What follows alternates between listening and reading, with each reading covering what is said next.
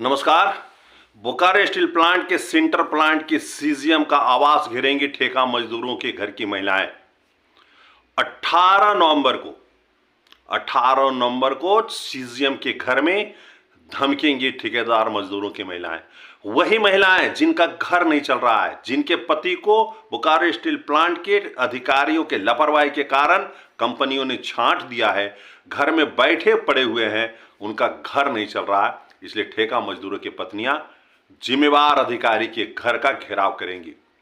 मैं बता दूं कि ठेका मजदूर वो हैं जिनकी जुबान नहीं है, और जब जुबान नहीं है तो गुलाम है।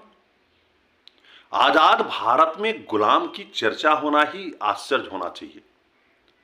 आजादी बड़ी मुश्किल से मिली थी, लेकिन इस आजाद भारत में भी अगर कोई ऐसा गुलाम हो जो अपने अधिकार को मांगने जाए तो उसे काम से हटा दिया जाए तो जाए कहां।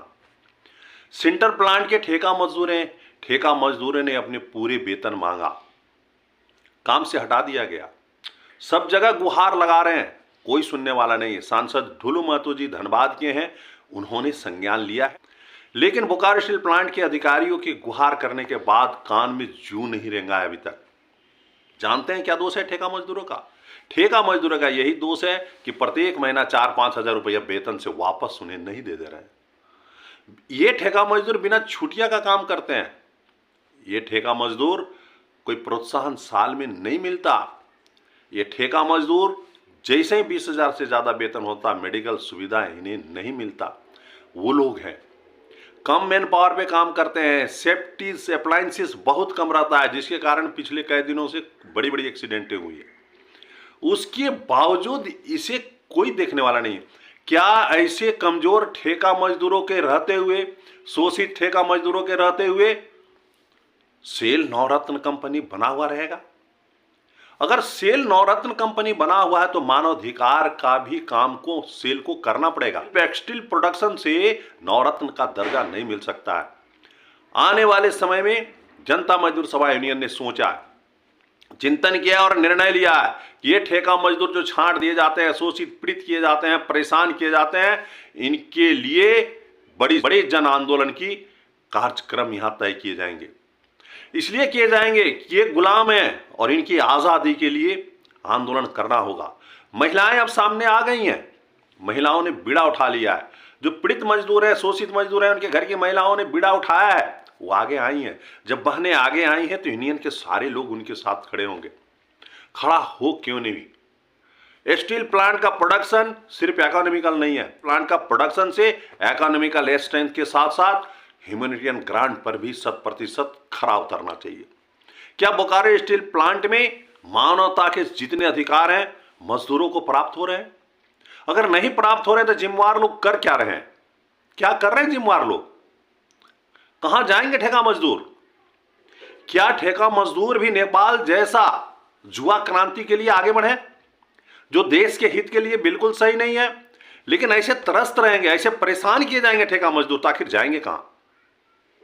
अभी तो जनता मजदूर सभा यूनियन ने उन्हें डेमोक्रेटिक वे में लोकतांत्रिक तरीके से आंदोलन के लिए प्रेरित किया है और लोकतांत्रिक आंदोलन चल रहा है। लेकिन जब घर में अनाज बंद हो जाए, बच्चे का दूध बंद हो जाए, शिक्षा का फीस बंद हो जाएगा तो क्या करेंगे?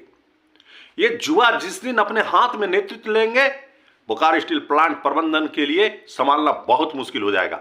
इन्हीं के श्रम के बल पर बोकारो स्टील प्लांट सेल को नवरत्न कंपनी बनाए हुए है, और ये पिलर जिस दिन गिर जाएगा आपको कुछ नहीं मिलेगा सिवाय बोकारो स्टील प्लांट में ताला बंद करने का।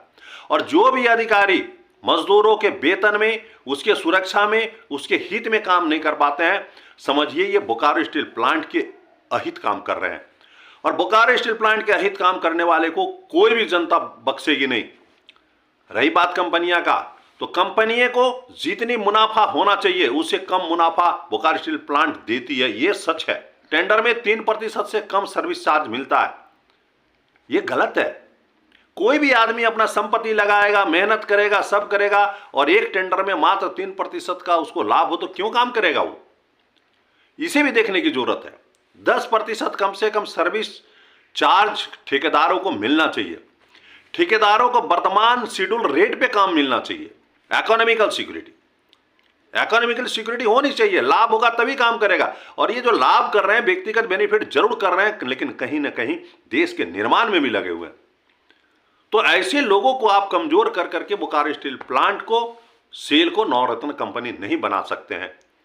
तो मेरी आग्रह है सभी संवैधानिक जगह पर बैठे हुए लोगों से कि ठेका मजदूरों को संरक्षण दें, नहीं तो आने वाले समय में बोकारो स्टील प्लांट के लिए बहुत हित होगा।